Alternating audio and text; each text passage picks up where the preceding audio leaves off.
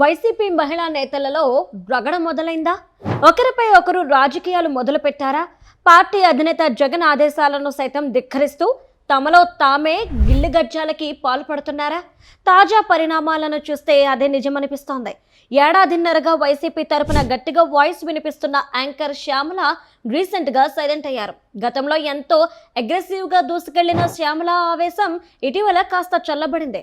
పార్టీలో కొందరు నేతలు ఆడుతున్న గేమ్ కి ఆమె బలైందనే చర్చ సాగుతోంది. ముఖ్యంగా ఇతర మహిళా నేతలు, మాజీ మంత్రులు రోజా, విడుదల రజని ఆడుతున్న ఇంటర్నల్ పాలిటిక్స్ లో శ్యామల సీటు చిరుగుతోందనే ప్రచారం జరుగుతోంది. వైసీపీ ఓటమి తర్వాత శ్యామల దూకుడు పెంచారు.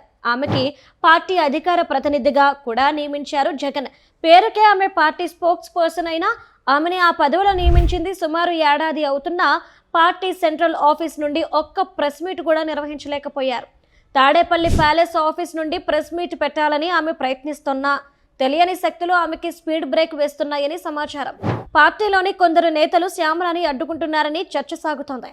దీంతో ఈ గేమ్స్ కి చెక్ పెట్టాలని భావించిన శ్యామల తాజాగా ట్విట్టర్లో మోత మోగించింది.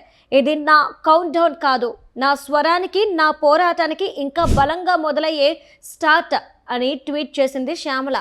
శ్యామలని అడ్డుకోవడానికి తెర వెనుక మాజీ మంత్రులు రోజా, విడుదల రజని ఒకటయ్యారని ఆమె భావిస్తోందట. ఆ ఇద్దరి కుట్రల వల్లనే తను బలిపశువుగా మారుతున్నానని తెలుసుకున్న శ్యామల ఇకపై వారిపై తిరుగుబాటు జెండా ఎగరవేయాలని నిర్ణయించుకుందట. శ్యామల గ్రాఫ్ పెరిగితే అది తమకు డ్యామేజ్ అని లెక్కలు వేసుకున్న రోజా, రజని ఈ స్కెచ్ వేశారని సమాచారం.